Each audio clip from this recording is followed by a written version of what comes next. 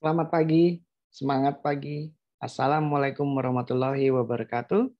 Salam sejahtera, Om Swastiastu, Namo Buddhaya, salam kebajikan. Rahayu, Salam. Selamat datang di kelas saya, masih di mata kuliah perilaku organisasi. Sebelum kita memulai perkuliahan kita kali ini, maka demi kelancaran berjalannya kelas kita hari ini, sebaiknya kita berdoa menurut agama dan kepercayaannya masing-masing. Untuk itu, berdoa dipersilahkan.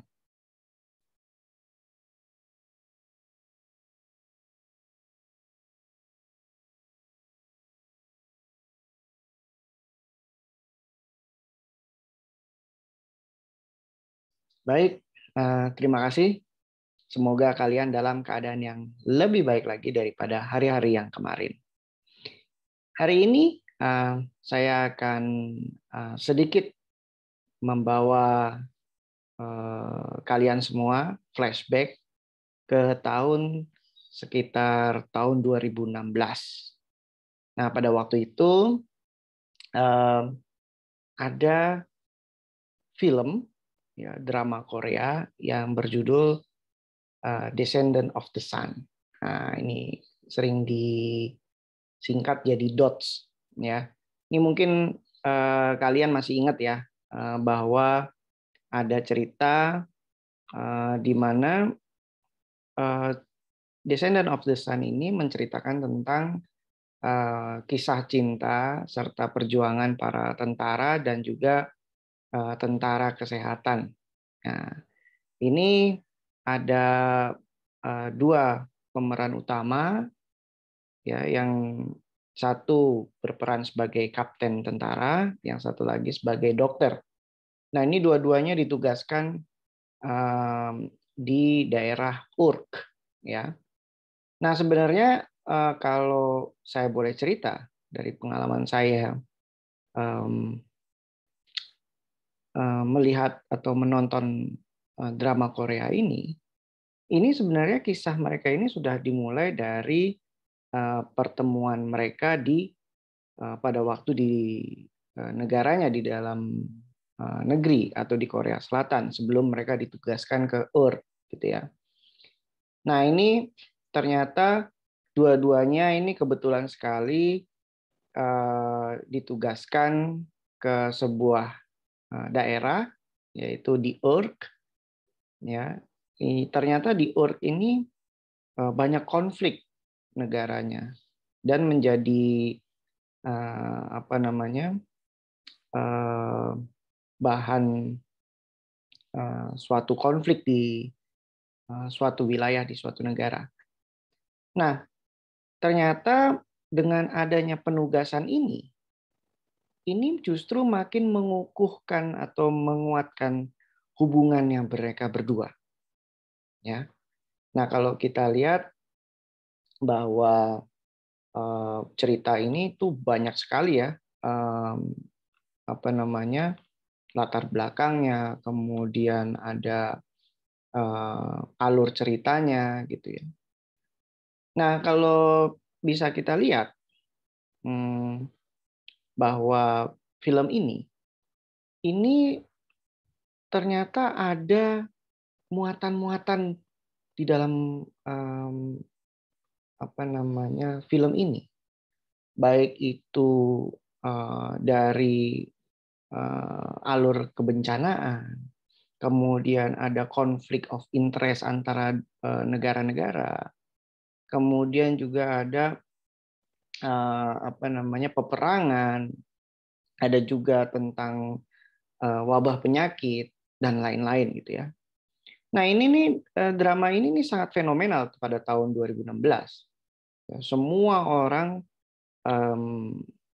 menonton drama Korea ini. Nah, ini menunjukkan banyak sisi di drama ini ya, baik sisi ceritanya yang manis, romantis, kemudian juga ada konflik-konflik di dalamnya. Nah, mudah-mudahan kalian bisa lihat ya film ini, nanti bisa dilihat di manapun. supaya kalian bisa lebih mendalami apa yang saya sampaikan melalui ilustrasi film ini. Kemudian juga bukan hanya sisi-sisi romantisnya, sisi-sisi alur manisnya gitu ya. Tetapi film ini juga menegangkan gitu kan. Ada apa namanya banyak hal yang kita tidak sangka-sangka di dalam drama Korea ini. Begitu kita melihatnya, oh ada adegan ini, ada adegan lain-lain gitu. Ya namanya juga cerita di ini ya, di setting peperangan, jadi ya agak sedikit menegangkan juga, agak sedikit seru juga gitu, walaupun ceritanya cerita manis romantis gitu kira-kira. Nah, saya akan masuk ke dalam apa namanya materi kita kali ini, gitu ya. Nah, di dalam perilaku organisasi ini sesuai dengan capaian pembelajaran lulusan melalui prodi, bahwa nantinya mahasiswa ini lulus bukan hanya bisa mengerti, bukan hanya bisa apa namanya memahami gitu ya, tetapi juga bisa melakukan analisa-analisa. Kemudian juga bisa membandingkan antara teori-teori yang ada dengan penerapannya di dalam dunia nyata. Nah, kali ini sub materi atau sub capaian pembelajaran mata kuliah kita akan membahas ada 3 topik, yaitu faktor yang mempengaruhi hubungan di dalam suatu kelompok, kemudian nanti kita membahas juga proses terjadinya konflik, dan proses negosiasi serta perundingan atau negosiasi ya. Biasanya kita sebut dengan negosiasi. Nah, 3 hal ini yang nanti akan menjadi guideline kita di dalam paparan perkuliahan kita kali ini. Nah, ini sudah tadi ya ada Descendant of the Sun. Saya sudah cerita tadi sedikit di depan. Nah, masuk ke dalam materi, ya, sebetulnya faktor-faktor apa sih yang berpengaruh terhadap hubungan di dalam suatu kelompok? Pertama, dependensi. Yang seperti apa dependensinya? Nah, ini bahwa setiap anggota kelompok ini memiliki ketergantungan antara satu karyawan terhadap karyawan yang lain. Misalnya kalau dalam suatu organisasi atau perusahaan. Nah, ketergantungan ini yang membuat suatu kelompok ini bisa bergerak atau melakukan tugas-tugasnya. Jadi tidak satu orang mengerjakan hal yang sama, tetapi di dalam satu kelompok, setiap anggota kelompok atau setiap orang ataupun juga setiap karyawan ini memiliki tugas-tugas yang saling bersinergi. Artinya di dalam satu kelompok itu sangat terintegrasi tugas-tugasnya sehingga bisa menghasilkan kinerja kelompok. Ya. Yang kemudian adalah assurance of duties atau pekerjaannya sebetulnya apa sih? Kalau kita lihat kok kayaknya dia nggak ada kerjaannya gitu. Atau kalau kita sering lihat ada satu orang yang dia bekerja tetapi bekerjanya itu ya tidak tidak selalu dalam satu waktu itu terus-terusan kerja. Nanti ada jedanya, ada istirahatnya. Tidak selalu dia bekerja. Nah, ada beberapa pekerjaan yang memang tugasnya seperti itu. Seperti dalam penjaminan apa namanya, kualitas, penjaminan, assurance ya. Nah, ini bahwa dia nih nanti yang mengevaluasi sebetulnya pekerjaan yang sudah dilakukan ini sudah sesuai belum ya dengan standar operation prosedur misalnya, atau juga sudah sesuai belum dengan aturan-aturan yang ada, alur kerja dan seterusnya. Ya, nah jadi setiap bagian ini memiliki tugas-tugas yang berbeda, gitu ya, bukannya sama tetapi berbeda. Apalagi kalau perusahaan ini perusahaan yang sudah besar, gitu ya, maka biasanya tugas-tugas yang diemban oleh seorang karyawan ini biasanya lebih kompleks kalau perusahaannya sudah besar, gitu ya. Beda dengan perusahaan yang relatif masih kecil, gitu ya. Tugas-tugasnya biasanya akan lebih mudah atau juga tidak terlalu kompleks, gitu ya. Nah, yang kemudian adalah time and purpose orientation. Nah, ini yang biasanya kita berkejar-kejaran nih kalau mengerjakan tugas-tugas dalam suatu perusahaan. Pertama, sebetulnya kita mau cepat atau mau berhasil. Kita mau orientasinya waktu atau mau orientasinya hasil. Nah, ini sering terjadi ini konflik di dalam suatu perusahaan. Kalau atasan biasanya maunya cepat dan tujuannya tercapai. Tetapi sejalannya waktu, seiringnya waktu, karyawan melakukan tugas-tugasnya, ini terkadang waktu menjadi suatu hambatan. Jadi kalau ingin suatu pekerjaan itu optimal atau dengan hasil kinerja yang baik, nah ini biasanya memerlukan waktu yang memang agak sedikit lebih lama, gitu. Karena di dalam memutuskan beberapa hal biasanya ini pertimbangannya cepat, jadi kan tidak terlalu dirapatkan matang-matang kemudian bisa diambil suatu keputusan. Tetapi begitu juga yang time oriented. Kalau time oriented ini yang seperti apa? Ini biasanya yang memang pekerjaannya dibutuhkan atau layanan jasa ya dibutuhkan ketepatan waktu. Ya, kalau kita lihat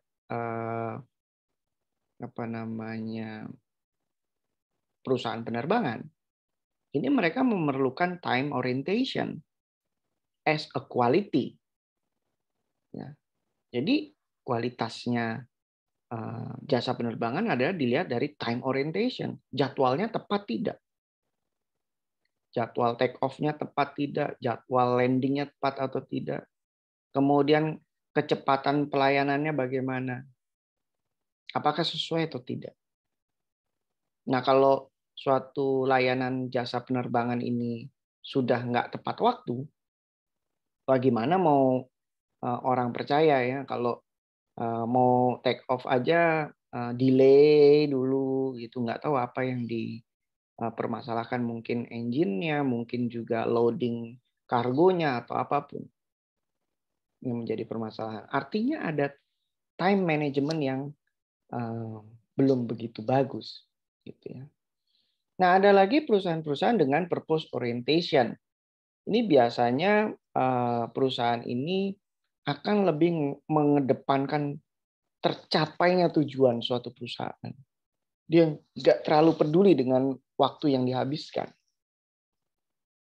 Nah, jadi kalau kita lihat, oh tenang aja, mereka akan tetap menunggu. Seperti misalnya rumah makan, restoran. Ini kan banyak restoran yang sekarang ini sudah time orientation. Ya, kalau mereka lama, itu orang nggak akan datang lagi ke situ.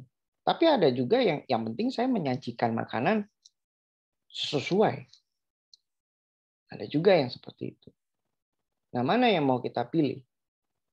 Nah, jadi dari tiga faktor ini yang akan mempengaruhi hubungan di antara karyawan-karyawan yang ada di dalam suatu kelompok.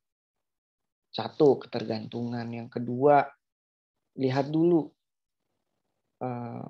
jenis pekerjaannya. Apakah jenis pekerjaannya ini sudah sesuai apa belum. Kemudian menyatukan orientasinya.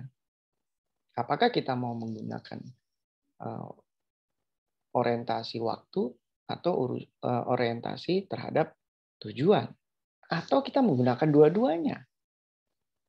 Mana yang mau kita pakai? Nah, ini adalah faktor yang mempengaruhi hubungan di antara karyawan di dalam suatu kelompok atau suatu divisi ataupun juga departemen, atau juga faktor-faktor yang mempengaruhi departemen satu dengan departemen yang lainnya. Gitu ya. Jadi nggak bisa satu divisi atau satu departemen ini tidak bergantung terhadap divisi lain. Ini tidak bisa. Semuanya saling bergantung.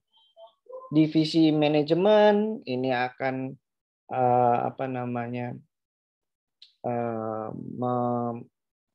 bergantung terhadap sisi divisi keuangan, divisi marketing, kemudian divisi operasional dan lainnya. Yang membutuhkan sinergitas di antara divisi-divisi ini. Supaya apa? Supaya tujuan suatu perusahaan atau tujuan dari suatu pekerjaan yang dilakukan atau proyek yang dilakukan ini terlaksana dengan baik. Nah, ini makanya kita butuh tiga faktor ini tadi. Ya. Nah, kalau kita lihat dari faktor dependensi, ini artinya semua ketergantungan yang sifatnya individual di dalam suatu kelompok ini tidak bisa dipisahkan, bahwa satu orang karyawan yang tadi saya bilang di dalam satu kelompok ini bekerja sendiri-sendiri, tidak saling bergantung, ini nggak bisa. Di dalam suatu perusahaan atau suatu organisasi, setiap individu harus saling bergantung dan tidak bisa terpisahkan. Karena apa? Mereka memiliki jalur alur proses pekerjaan, ya, atau chain dependence di dalam suatu kelompok atau divisi atau juga departemen, seperti yang saya tadi sudah sampaikan. Nah, artinya apa?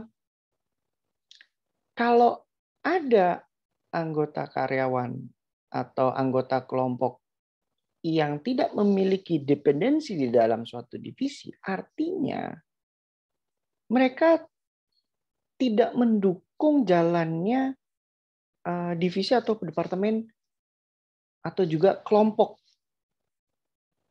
Karena apa? Tugasnya bukan di dalam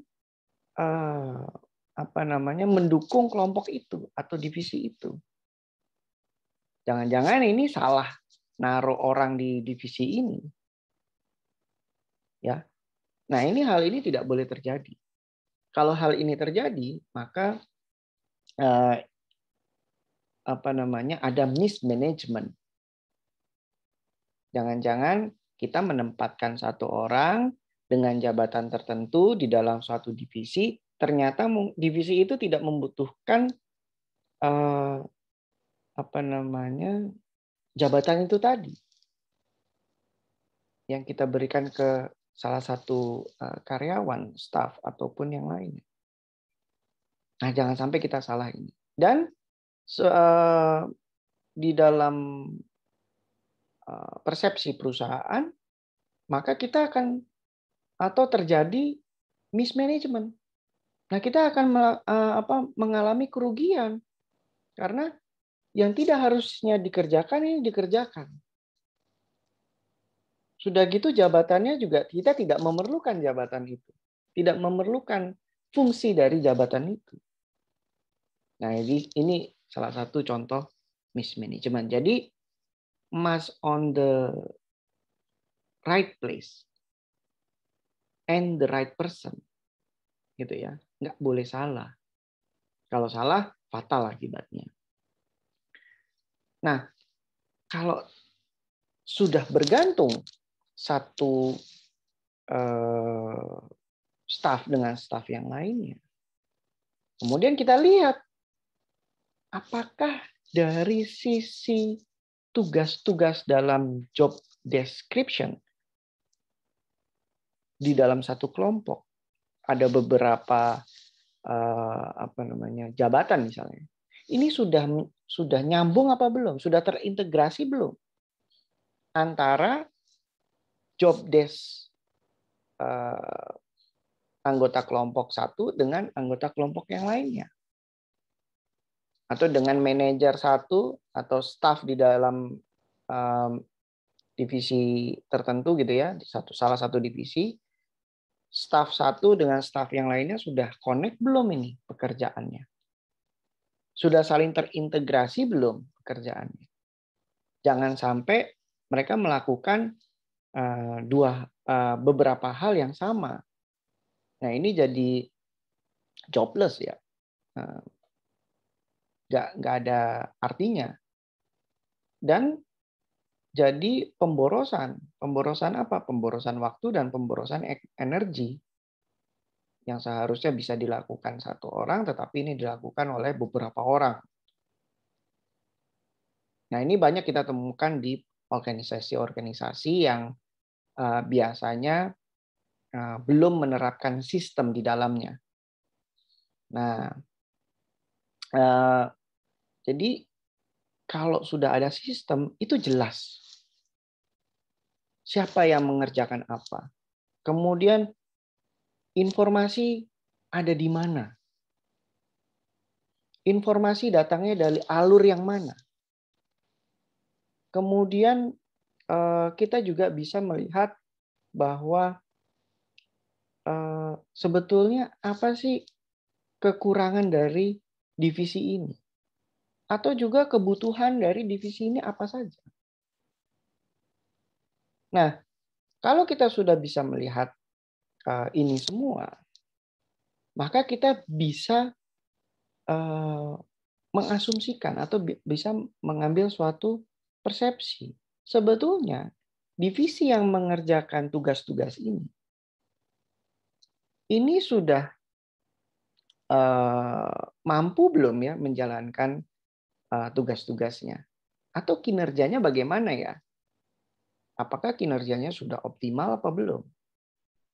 Atau jangan-jangan divisi ini kekurangan orang sehingga akan berisiko terhadap kegagalan. Atau justru mungkin sebaliknya. Divisi ini sudah terlalu banyak orangnya. Maka juga akan mengalami kegagalan di dalam manajemen. Kenapa? Karena sumber daya yang digunakan terlalu banyak, kemudian pekerjaannya tidak sebanding kompleks gitu ya, lebih rendah kompleksitasnya, sehingga ini akan mengalami pemborosan juga. Pemborosan di bidang apa? Pemborosan di bidang energi dan waktu yang seharusnya bisa dilakukan oleh 1-2 orang saja, tetapi ini dilakukan oleh banyak orang. Nah, ini dari assurance of duties tadi ya, yang sudah saya sampaikan di awal. Jadi kita harus tahu lagi nih job deskripsinya itu seperti apa di setiap staff di dalam divisi. Jangan sampai overlapping, redundant. Nah, makanya kita harus benar-benar tahu nih kayak yang seperti apa sih job desk yang betul-betul dibutuhkan oleh suatu divisi atau suatu perusahaan gitu. Jangan sampai kita hanya Ini kasihan nih nggak ada kerjaannya, kasihlah jabatan di situ, kasihlah jabatan di sini. Akhirnya apa? Perusahaan jadi overweight, gitu. Jadi terlalu berat bebannya. Nah kemudian kalau kita lihat dari time and purpose orientation, ini yang seperti apa? Nah barulah kita melihat bahwa beberapa kelompok ini akan saling ketergantungan antara divisi satu dengan divisi yang lainnya.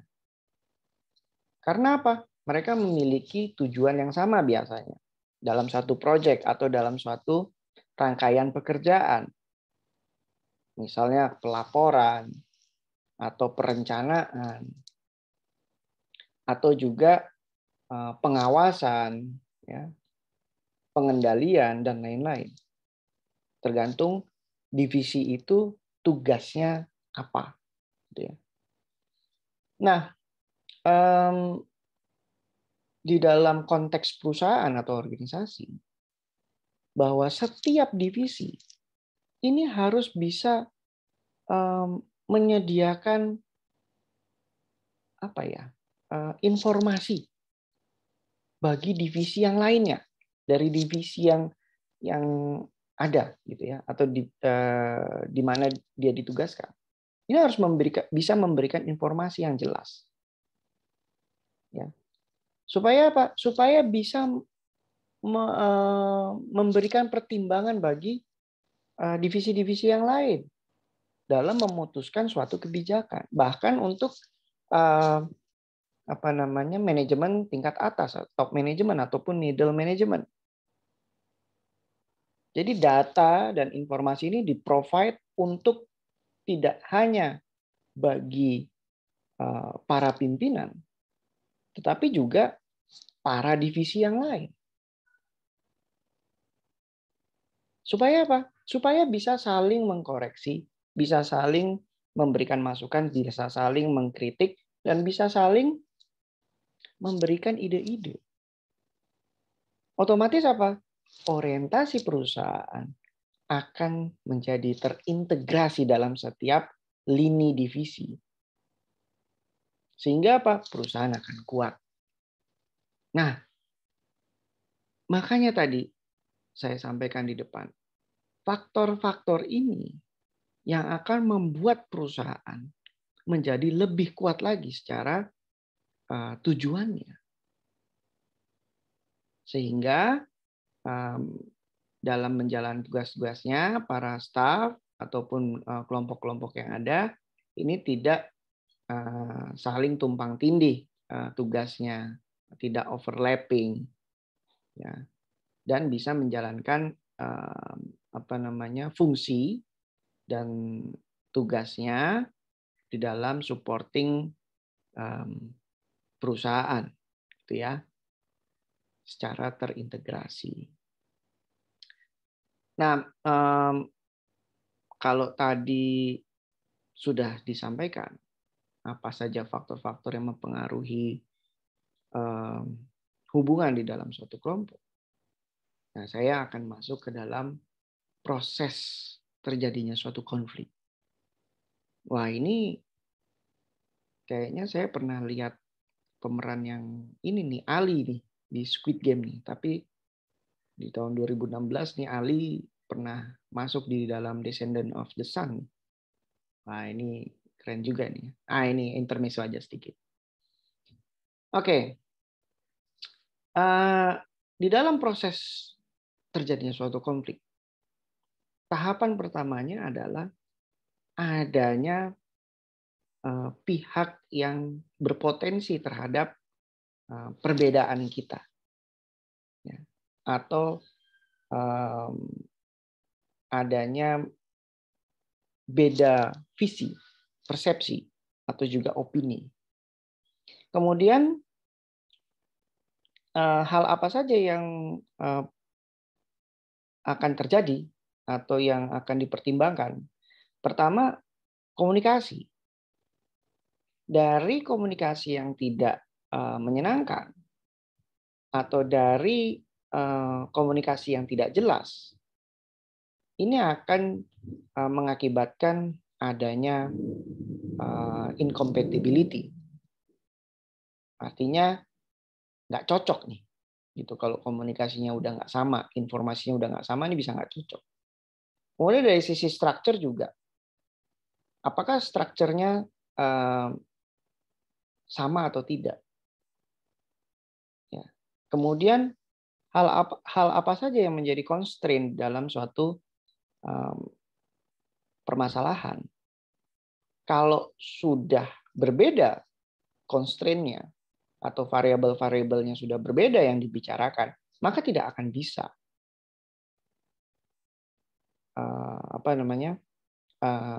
menjadi satu visi. Karena constraint-nya, variabelnya sudah berbeda. Gitu ya. Nah, setelah kita mendapatkan potential opposition atau incompatibility, tahap berikutnya adalah ada dua hal. Ada yang namanya perceived conflict dan juga felt conflict. Nah, ini di tahap kognisi ya dan personalisasi.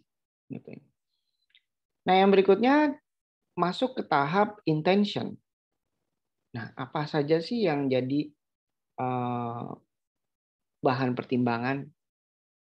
Pertama, di dalam suatu konflik, setelah terjadinya perceived conflict ataupun felt conflict, kita lihat, ini jangan-jangan ada hal di balik ini, yaitu persaingan. Oh, persaingan apa? Persaingan antara divisi satu dengan divisi yang lainnya. Atau persaingan yang sifatnya personal antara anggota kelompok satu atau anggota divisi satu dengan anggota divisi yang lainnya. Maka seharusnya kita harus mengadakan kolaborasi. Kalau kita tidak bisa melakukan kolaborasi, wah, kita akan mengalami iklim yang tidak sehat di dalam suatu organisasi ataupun suatu perusahaan. Kemudian kita juga harus compromising. Bisa berkompromi dengan banyak hal. Dan menghindari perseteruan. Berbeda itu biasa.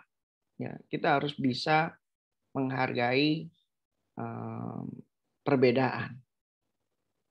Perbedaan itu bukan hanya pemikiran, tetapi suku, ras, agama. Yang terkadang kita lupa.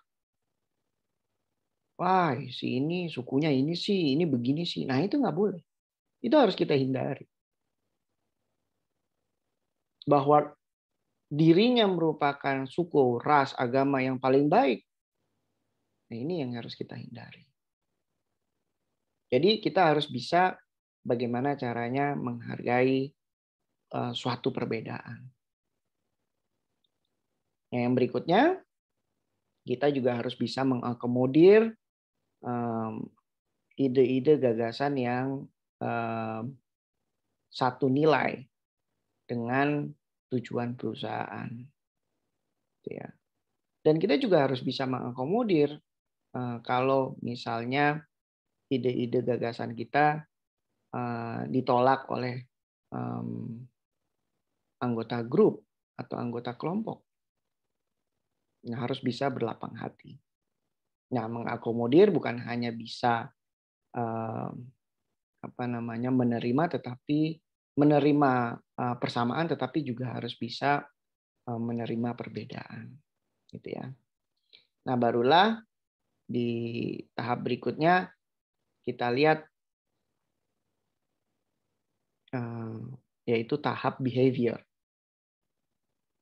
Nah, di mana bahwa di dalam suatu konflik ini kelompok-kelompok divisi ini memiliki perilaku yang berbeda-beda. Ada yang kelompoknya perilakunya responsif, mengerjakan tepat waktu, atau juga ada yang biasa-biasa saja, tidak terlalu cepat mengerjakan banyak hal, kadang malah lambat, gitu kan? Yang lainnya sudah selesai kelompoknya, yang ini kelompoknya belum selesai. Terhambat mungkin bukan hanya dari kinerja stafnya, tetapi juga mungkin dari sistemnya yang salah, bisa saja. Mungkin sistemnya yang terlalu panjang. Nah, ini hal-hal ini yang terjadi di dalam suatu konflik. Ya. Atau bisa juga hal-hal yang lain. Ya. Nah, kemudian di dalam suatu konflik, outcome-nya apa? Outcome-nya adalah si kelompok-kelompok tadi ini, divisi-divisi ataupun departemen-departemen tadi ini, harus meningkatkan kinerjanya. Kalau kinerjanya sudah diperbaiki, maka ini akan terjadi kesinambungan antara divisi departemen yang satu dengan yang lainnya. Tetapi dengan adanya konflik juga bisa juga malah membuat divisi atau departemen ini malah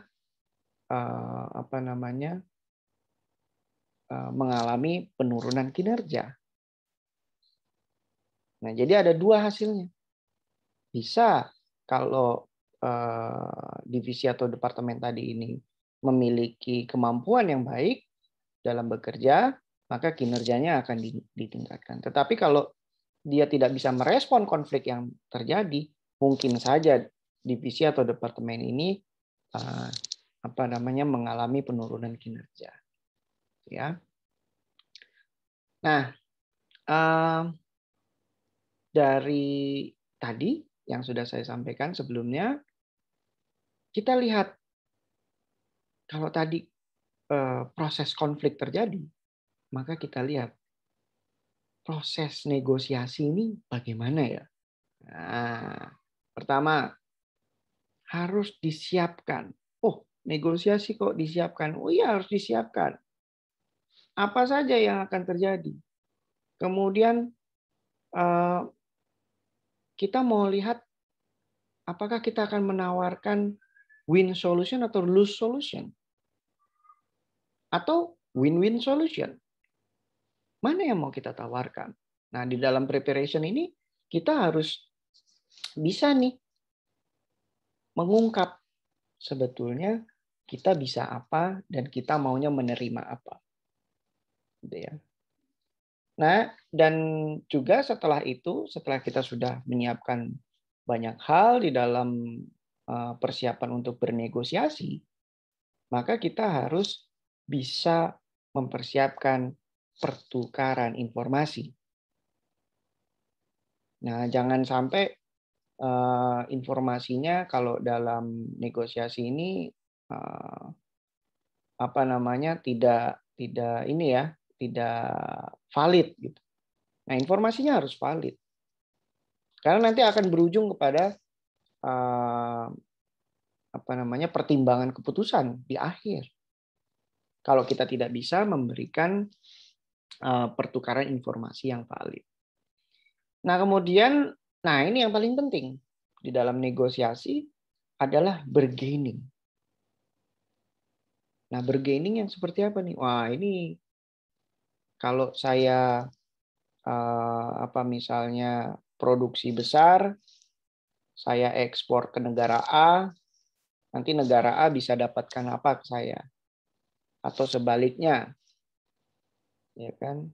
Atau mau dilakukan joint venture juga bisa.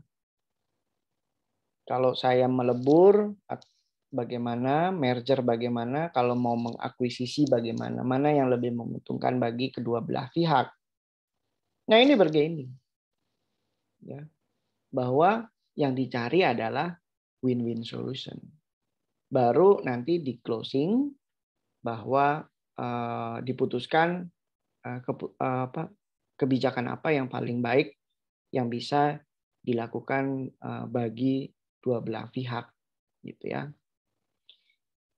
Nah, bargaining ini juga bisa dikatakan bahwa ini adalah dagingnya atau inti dari negosiasi. Jadi dari 4 fase yang ada ini, intinya adalah di bargaining. Semakin data informasi valid yang kita miliki itu kuat, maka bargaining power kita akan juga kuat juga. Tetapi kalau data kita nggak valid, informasi kita nggak jelas, apa yang mau dibargainingkan? Ya, apa yang mau dinegosiasikan? Maka kemungkinannya kita akan mengikuti pihak sebelah karena kita less of power, gitu ya, less of information. Maka di closing nanti ditutup dengan suatu keputusan. Hal ini akan mempertimbangkan banyak hal. Dengan demikian bargaining kita sampai di sini misalnya, atau diperpanjang kontraknya, atau yang lainnya. Nah, mana yang akan menjadi bahan pertimbangan pihak lain terhadap pihak kita. Jadi bargaining inilah yang memiliki pertimbangan yang sangat besar ya. Kemampuan bernegosiasinya ini harus orang-orang yang cerdas, ya, tidak hanya pintar tetapi cerdas dan bisa mengolah banyak informasi. Ya, dengan demikian nanti keputusan yang diambil di akhir ini bukan hanya menguntungkan satu pihak saja, tetapi semua pihak yang melakukan negosiasi diuntungkan. Walaupun tidak bisa 100% diuntungkannya, tetapi semua pihak bisa mendapatkan benefit dari bargaining atau dari negosiasi yang dilakukan. Kira-kira itu. Baiklah, kali ini itu saja dari saya. Mari kita diskusikan bersama atau kita bisa membuka kasus tentang negosiasi di akhir pertemuan kita. Saya akan buka diskusi, tapi sebelumnya terima kasih sudah mendengarkan paparan dari saya. Selamat pagi, semangat pagi. Assalamualaikum warahmatullahi wabarakatuh. Salam sejahtera. Om Santi Santi. Namo Buddhaya. Salam kebajikan. Rahayu. Shalom.